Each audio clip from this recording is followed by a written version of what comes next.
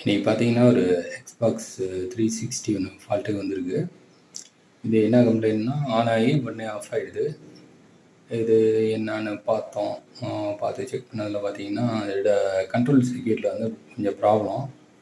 அதை வந்து fault find out பண்ணியாச்சு. அதில் ஒரு ஃபீட்பேக் கிடைக்கல, அதனால் வேலை செய்யல, அது ஒழுங்காக ப்ராப்பராக ஆனதில் அது சரி பண்ணியாச்சு. இப்போ பாருங்கள், இன்றைக்கி பார்த்தீங்கன்னா ஒரு எக்ஸ்பாக்ஸ் 360 ஒன்று ஃபால்ட்டுக்கு வந்துச்சு கஸ்டமர்ட்டேருந்து.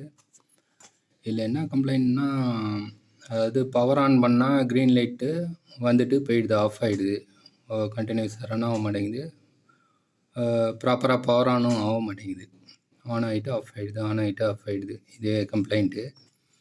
இது எடுத்துகிட்டு வந்தாங்க, நம்ம எல்லாம் செக் பண்ணோம், திறந்து மதர் போர்டெலாம் செக் பண்ணோம், நல்லா தான் இருந்துச்சு.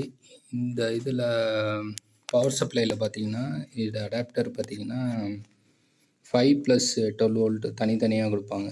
ஸ்டாண்ட் பை சப்ளை தனியாக போகும், 12 வோல்ட்டு தனியாக போகும்.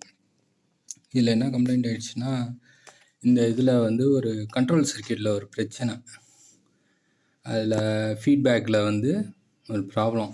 அதை சரி பண்ணியாச்சு. சரி பண்ணி இப்போ கரெக்டாக வேலை செய்யுது, ப்ராப்பராக ஆனது. ஓகே.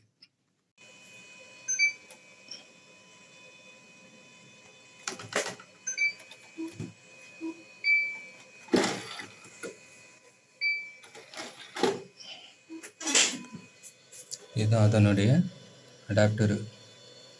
இதில் வந்து 5 வோல்ட்டு 12 வோல்ட்டு வரும். ஃபீட்பேக் கிடைச்சோன்னு தான் வரும் 12 வோல்ட்டு. அது வரைக்கும் ஸ்டாண்ட் பை சப்ளை 5 வோல்ட் வரும்.